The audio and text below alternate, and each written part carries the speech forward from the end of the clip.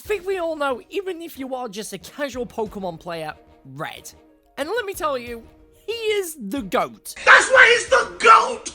The GOAT! Well, at least he was at his time. But how does he fare up to now? Well, today, ladies and gentlemen, I'm going to be playing Pokemon Violet as Red, and to make things even harder, slap on a couple of extra rules to really get the heat going. Last but not least, I just want to say thank you for the support of my videos recently. It really truly means a lot, but I ask for your help. I'm blazing away to hit the 20k mark, and all I ask is if you enjoy the videos, to simply subscribe. It means a lot, and you guys get more challenges for your faces. So, with that said, let's get gaming. So obviously this takes place at a school. I can't really get the ideal outfit going, but I grab my sun hat, my bag, and say hello to my soon-to-be father-in-law. So Red, what will it be? You could have just said you don't know at least, rude boy. Well, I don't think Director Clavel gets the whole point that Red is a mute, but put it this way, I didn't want one of his starter Pokemon. So I advance onwards and meet a couple of other school kids, Nimona, Arvin, and from there, I'm able to grab my first Pokemon. Now, as much as I'm going to be catching as many Pokemon Red as I've had canonically, his starter in the anime is a Bulbasaur and not Charmander or Pikachu like everyone thinks. So I take one of the Cantonian trio out of the box, who we name Mr. Bean. People will agree and also disagree depending on what anime you consider canon, be it the manga, origins, or generations. But with the start of it physically being a Game Boy, hence I chose Bulbasaur. From there, I head to the gateway to the city, from Donald Duck, and fake Pikachu to a couple of whips, which I'm honestly offended by. So after a major victory under my belt, I treat myself to, well, look a little more like Red. Just a little bit. This is the best I could do for now, although I must say the school bag really does suit Red's design.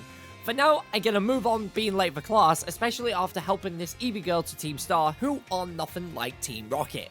Okay, tell the class your name. Rude boy! I take on the main quest for the game as Powerful Legends, Victory Road, and Starfall Street. And after somehow passing my motorbike test, I hop on my Ducati, Lizard, and venture the farmlands of the South Province in search for our next Pokemon. Bug-type Pokemon may seem weak, but when they can eat my plant dinosaur alive, that's no bueno. So to counteract this, I find Red's second Pokemon, Pikachu. He's called Zapatui. I could have named each one like Red's Pokemon in the anime, but they really aren't creative. For now, I train up and battle my newest squad member because this little mouse is going to come in clutch for the most of the starting challenge. I'm keeping encounters as spread out as possible, so I'll only rock with these two. So after reaching the level cap and filling up her basket, it's time to go head on head with the bug-type user, Katie. Nimble was first against Mr. Bean, and you may think this is a bad idea, but hold your horses because I put it to great. It works on turn 2, so this means I can Leech Seed, followed by setting up Growths. So setups as well as recovery, I do a lot of stalling until I max out my attack, and as he sleeps, we slowly sap our health back as he gets put to sleep for good.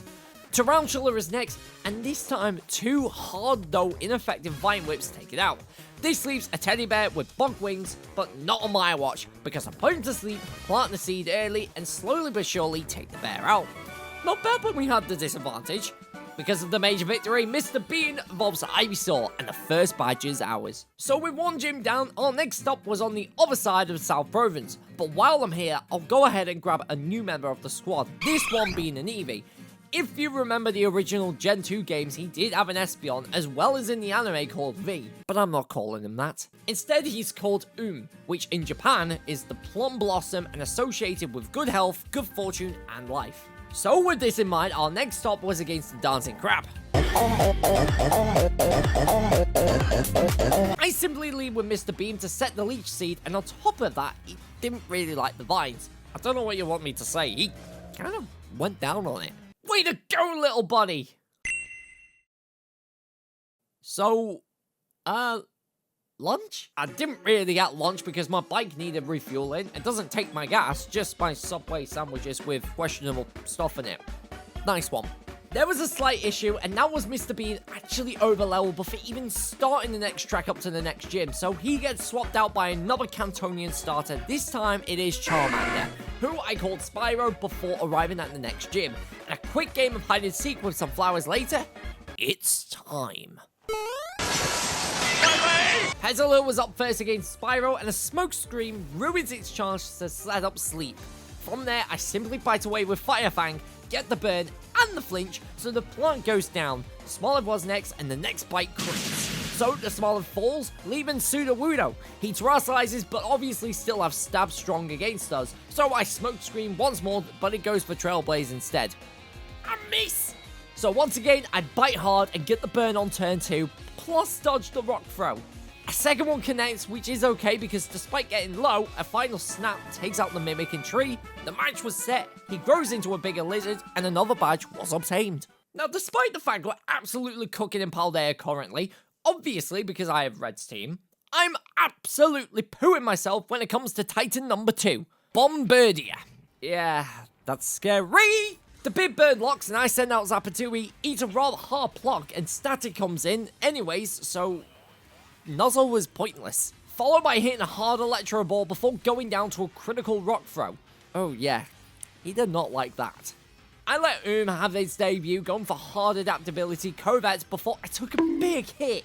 I'm not liking where this is going, and I'm trying to get the friendship up. Though I risked a big hit and fell short from like 10 HP away. Spyro finishes off phase 1 and puts up the big fight before falling in phase 2. I had to let Arvin's Knackley do most of the work if I'm honest, but Mr. Beam was able to outlast and support, giving us yet another major victory. Now, ladies and gentlemen, I would say next up will be Giacomo, and I'm gonna be honest, I haven't got any footage. The whole thing got corrupted from Giacomo to Iono to then Mela straight after. I don't know what happened. And if I'm honest, I was debating actually scrapping this video and starting yet again when I found out, because at the end of the day, you guys subscribe for the best of the best content. So here's how it went. Hint hint, with some old footage that I gathered. So first and foremost, I actually struggled on Giacomo so much that I needed some extra squad members. So from the manga series, I actually caught a Poliwag and also Gyarados. I can't remember what they call, but I literally only used them for Giacomo, and that was that. The Mono was actually pretty straightforward, as well as Iono, with a brilliant tactic that I had, and I cannot show you guys, which again is frustrating. And by tactic, I just let Zapatui zap around, and that was that. Called it a day. And I literally told the feisty one to not dance in the rain. So all in all, everything is all good. I'm sorry you guys can't see it, but Red did pretty well. Anyways, with that out of the way, it's time we move on to the next Titan. I'm a goofy goober, yeah. But now, ladies and gentlemen, this is the point where I need to start upgrading, and that be my Zapatui. So here goes. First and foremost, in terms of EV training, defense and special defense is going to be the best for us. Now, you may be thinking this is a stupid idea, but canonically, there is one item he uses in every single Pokemon game, and that is the Light Ball. This actually doubles both attack stats, so I spend a long time hunting for this. Oh, finally. An hour I won't get back. Last but not least, there's the mid scattered all across the map, and the one I'm looking for is the timid nature. Even after all of that, I do a little more shopping and still could not find any hats. He knows the best trainer's coming. Having said that, I chase after him through the desert, catch him flirting with some flowers, grab the TM for Thunderbolt so Zapatui's moveset is complete, before taking on the apprentice head on. And well, thanks to all the prep work we have done, yes, our little mouse is a fragile glass cannon, but a cannon at that. And after grabbing him the hoe and seaweed from the auction, we're good to challenge him. So I take Zapatui, and Mr. Beam to the battle court. He starts with a loser and doesn't prioritize, so I outspeed with a T-Bolt, and it's already down. One drill is quicker and headbutt does a wee bit, but another bolt zaps the, I don't know what you are. Crabominable remains and has a dangerous attack, but not for a mouse that hits quick and hard. Uh-oh. Yes, Zapatui does go down, but Mr. Bean is able to come out and a seed bomb in retaliation gets us a rather quick and easy victory, and marks the halfway point of the gym challenge. Sweet. But it is going to get difficult right here, right now. The one thing I need is to battle trainers in the desert to first and foremost evolve Mr. Bean to Venusaur, but also in order to grab the Earthquake TM and teach it to Bradbell, before eventually arriving at the Poison user base, and whereas I'm not looking forward to it in the slightest, I at least have an idea on how to go about with it. I bring my four, Mr. Beam, Spyro, and Bradbell, and meeting Mr. Shakespeare, I go head on with Thy Foe. Mr. Bean leads against Skuntank, and as it goes for Sucker Punch, I go for Gross, because with the available moves, I'm gonna need the setup. So I played it to sleep, I finish setting up for it to instantly wake up, but after 6 boosts, I begin to hit and take out the Skunk. Next was Muk, and I put him to sleep for Leech Seed, and realize I can't. So I take him out quickly with an Overgrow Petal Blizzard before the mini Revavroom takes revenge to an Iron Head. Bread Belt comes out, takes Iron Head, though not as well as I thought, and a Quad Earthquake destroys the first car. This leaves his big Revavroom, and a Petting Flame Charge is nothing against hard Earthquakes. If anything, he wrote off the battle himself and made it super easy for me. Even when we fall to Noxious Talk, him can come out and finish the job with a kick up the backside. I'm being serious here. It was simple to best him. He's always a pain. Now for this next one, I do fancy grabbing a couple more encounters, and I think it would be best to, at long last, grab a ride to the Blueberry Academy, having to deal with Lacey, who has level 70s in a double battle form. I got absolutely punted. That fight was never going to happen in my favour, but on the plus side, their uniforms are more red-like, and I go on a hunt in the terrarium for Lapras. I would also like to stress this is way over-leveled. The next Pokemon is more difficult, so being honest, I just bred both of them with a Ditto. Lapras is called Misu, and I traded the Bulbasaur for a Squirtle, who I named Squirt. Yes, it's boring, but it's a Disney character. And evolved into Wartortle, and then to Blastoise. And last but not least, Spyro evolves to Charizard. And with that, I am finally able to challenge the gym leader after 2 hours of grinding and breeding and enjoy some rice balls as well. Although I can't enjoy my rice balls because the restaurant gets converted to a gym almost immediately. Which I don't know how that happens. Resulting in an instant challenge. Kamala is first against Zapatui, and I charm his attack as he misses a slam, which was lucky. Knowing he's on the offense, I switch to Bread Belt, and now he goes for the yawn. Sweet. He misses yet another slam, and a body slam from Oz gets us to half, but not without us falling asleep. Thanks to Charm, we take them fairly well, and we eventually knock it out. The Dunsparce is next and leaves us on a whopping 4 HP from Hyper Drill. A final body slam does a bit before we go down. Zapatui with a Thunderbolt falls short, and a super effective Drill Run leaves us on 6 HP, though that too also falls. This leaves us a Staraptor, who, as expected, outspeeds and takes us out. Only remains, who was the only one to outspeed, and a couple of side beams were just enough to take out the bird. Oh, and putting salt on the wound, I still don't eat my rice balls because Nemona is wanting to fight as well. I guess this is what happens when you're the best trainer in the world. Lycanroc is first against our mouths, which is bad because you don't get to swap, so I charm before switching to Bread Belt, take 2 Accelerox and an Earthquake, leaves it on a sliver. We eventually take it out to another one. Gumi is next, so a Heavy Slam gives us another knockout, and despite paralysis, an Earthquake on Pulmo does huge damage. This leaves a fully evolved Duck, who we don't survive from. However, Mr. Bean can come out, take the Air Slash comfortably, and 2 Petal Blizzards are able to finish off the Dancing Duck. I'd say that was a good win in my books. So another badge is down, I quickly made haste up to the Coal Village in Montenevera, where here I grab a load of iron for Bread Belt and put on a show taking care of all the gym trainers ready to take on Rhyme in double battle form. Here we go. So it's Banette and Mimikyu against Squirt and the real Pikachu, who grabs a board and goes for Surf. We hit both, to which Squirt gets the Flash Cannon and claims the turf. A little scuff around and the T-Bolt zaps the ghost. Mimikyu gets it right where it hurts. The stage is set, the audience makes a cheeky bet, this leaves Toxtricity and Hellstone, she terastalizes to set the tone. To which Squirt says no, and she paralyzes her own waggy bones. My mouse has done its job, so I switch to Bread Belt, take the Hyper Voice, and retaliate with a final flash. Our bear is immune, and a Torrent Hydro Pump kills her mood. That was absolutely fantastic. But before we leave, I buy a new mint for Bread Belt for better defense. Oh no, Scary Titan! Whatever will I do? Too easy. Next! Well, after level grinding and realized I found a shiny Ariados, my next stop was going against a Psychic type gym leader, and after taking care of Nemona and doing some yoga, I go face to face with the makeup artist. You'd be a great base for makeup.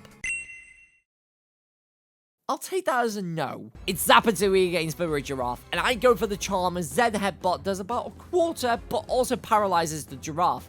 Then I follow with Nasty Plot, as it's fully paralyzed for 2 turns before zapping it out the arena. The same thing happens with Gardevoir, but Esparfra comes out, outspeeds and gets revenge with Psychic. So Bread Belt is next, crunches the Ostrich, leaving the Florges in the field, take the Moonblast, survive on 18 HP, and do absolutely nothing with Crunch. We obviously fall at this point, but comes out, hits super effective Shadow Balls, and knock out the flower. That's gym number 7 secured. And well, I may as well not stop there because I've returned to Casino Mountain, trained for the Olympics, and cheat with my motorbike to win and take on the final gym leader. And well, there was one question Red needed to respond to. You sure you want to battle me? A nod will do. Frosmoth is our first target, and I'm ready to sweep with Spyro, starting with a quad-effective flamethrower, which melts the ice block to a crisp.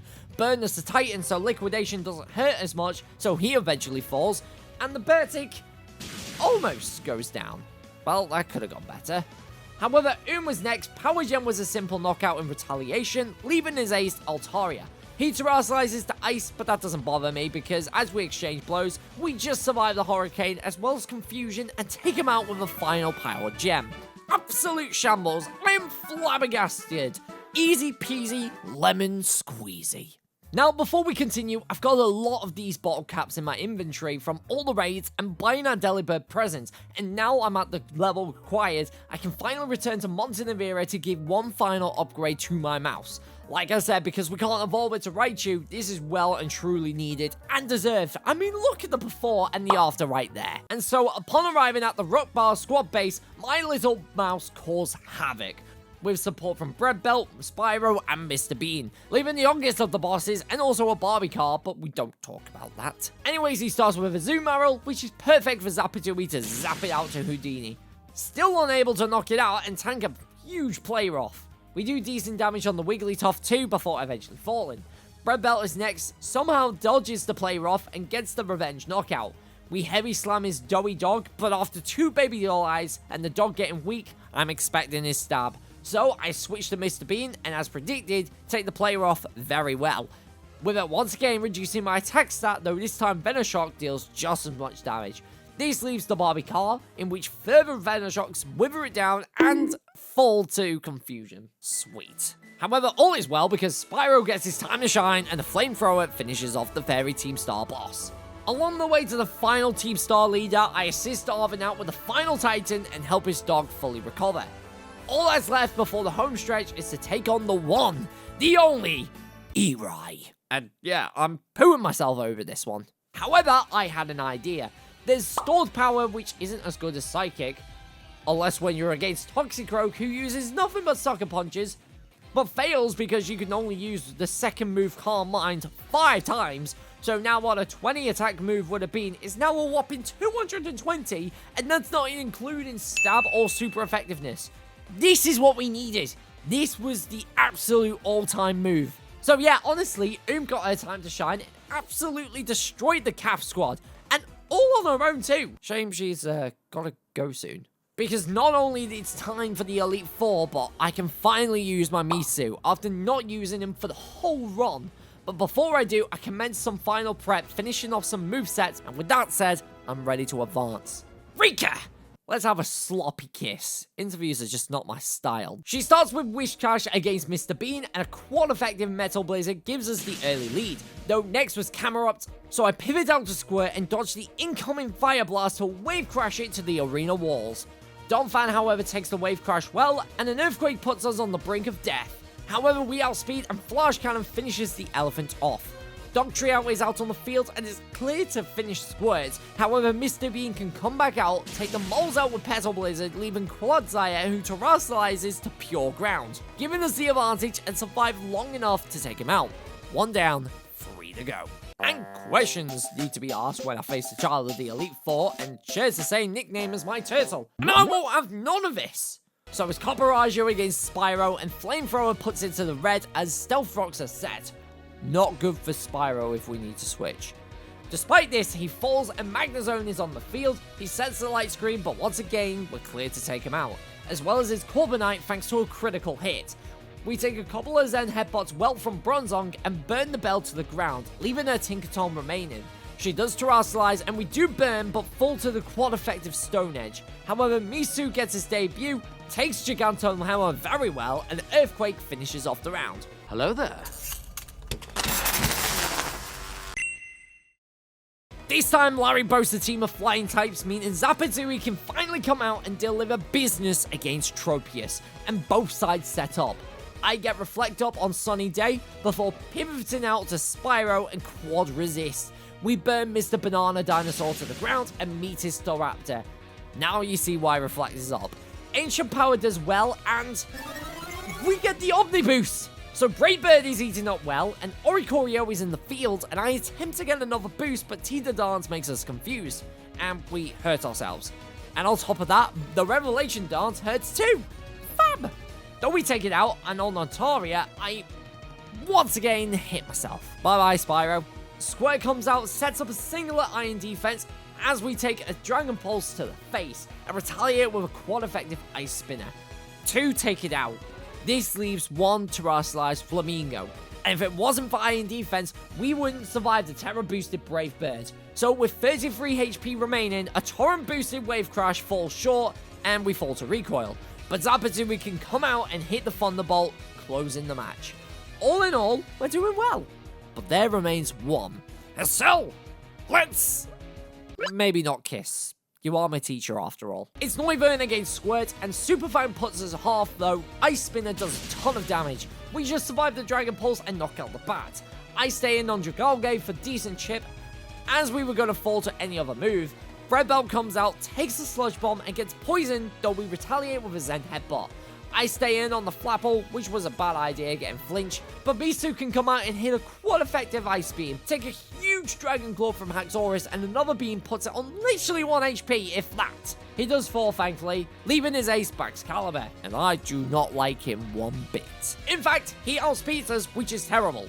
Zapatui, however, will outspeed, and is simply there to set up, survive on 15 HP, and get the static, followed by Reflect, so when we fall, Spyro can safely come out and hit hard Dragon Pulses, winning us the Elite Four. This just leaves the champion, and hold up! I know I spend most of my days alone on mountains, but you just got tossed up on the rooftop like a pathetic little rat. He says that, I literally have a mouse on my squad. I miss Fat Pikachu. Gita starts with a Spark Threat against Red Belt, Lamina Crash doesn't do as much as we've hit hard with Crunch, 2 of them take it out.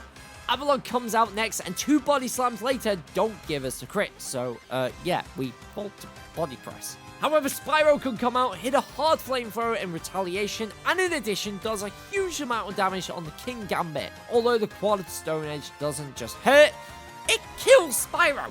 Rest in pepperoni. Zapatui comes in for the quick revenge and a quick pivot out to Mr. Bean to go against Go-Goat. Hornleech does nothing, whereas Sludge Bomb does a lot. Her goat, well, writes herself off, as it goes for walks-ups. So, yeah, he falls. We lead the Veluza on a sliver from Petal Blizzard, and after taking a huge Psycho Cut, a second Blizzard takes it out. Only Glimora remains. Terrastalizes to Rock, and once again is left on a sliver. Sludge Wave does finish Mr. Bean off, but Squirt can come out, take the Terra Blast, and retaliate with a Wave Crash. And that is it, ladies and gentlemen. We are now classed as a champion, just how we should. We still have a little ways to go, however. Starting with Clive, who was actually Director Clive all this time, who starts with Orangaroo against my Bread Belt. He goes for Reflect, which is okay as we crit on turn 1. Then, as he goes for Yawn, I hit the second Crunch for the knockout. Abomasnow is on the field next, and just so we don't fall to sleep, I switch out to Spyro on Aurora Veil. Not good. Still, a quad-effective Flamethrower does major damage as Blizzard does around half. We take the big Christmas tree out, forcing Gyarados in the field. Expecting Stone Edge, I pivot to Mr. Bean, followed by Zapatui, to get hit by Earthquake. However, Mr. Bean can take out the Serpents and Leech Seed the Poltergeist. We fall to a Shadow Ball, which is fine because Brad Belt returns, hit a hard Crunch before switching back as he tries Will-O-Wisp. Spyro comes back out for a Leech Seed heal, take the Shadow Ball well, and hit Blaze Range. Amogus obviously doesn't take a boosted Flamethrower well, leaving Skeledirge. Knowing I'd fall, I Ancient Power for Chip before Squirt can come out and send the Fire Croc to the pools with Wave Crash. Next! With the principal lying about Cassiopeia, I meet the true Team Star boss and take her on.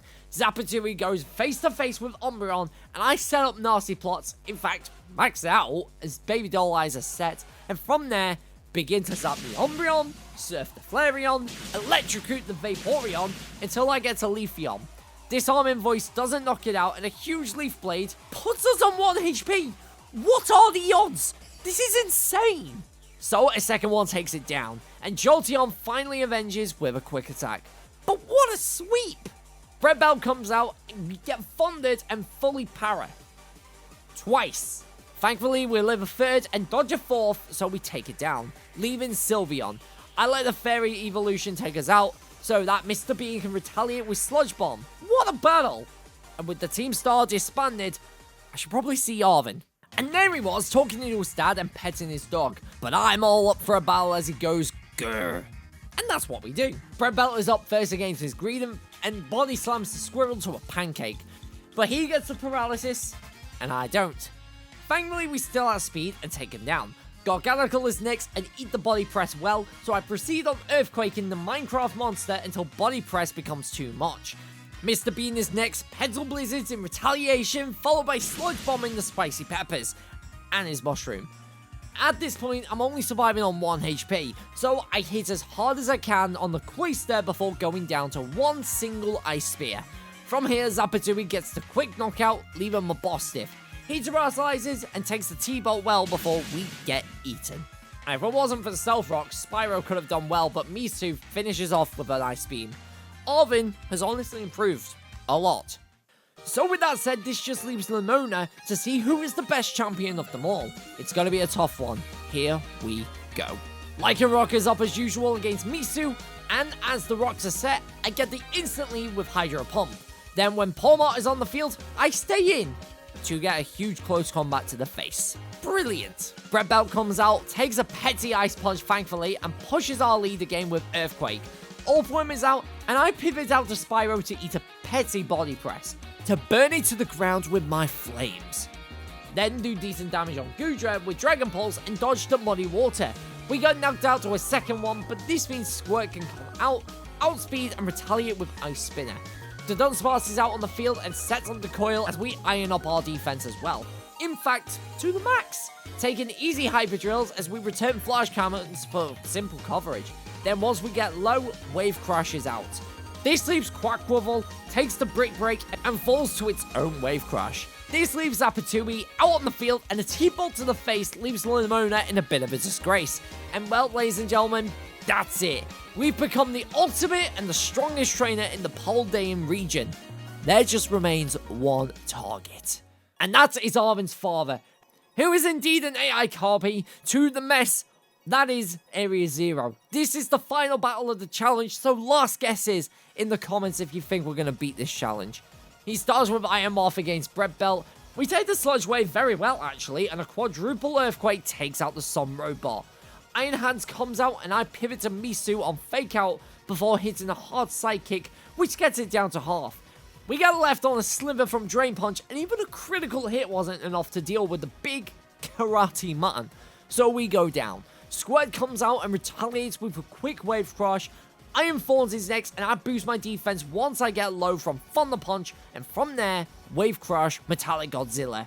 We both fall in conjunction to the damage, so next was Zapatui against Bundle, and a Freeze Drive hurts, though a T-Bolt secures the knockout, as well as the Iron Juggerless. This leaves the Iron Valiant in the field. Quark Drive activates, and knowing this, I go for Charm, but it outspeeds, and down goes my mouse. Spyro comes out, S-Slash falls just short. We take the Poison Jab well-ish, despite getting poisoned, and a Flamethrower secures the win. And well, ladies and gentlemen, that is the challenge. I thank you all very much for watching. Check out these 2 videos here. I think you'll love them. And if you haven't done so already, please, if you enjoy these videos, I'd really appreciate if you stuck around and hit the subscribe button and click that notification bell. 83% of you guys aren't subscribed, and it would mean the world to me if you joined our little corner on the internet. With that said, I'll see you all in the next one. Bye-bye.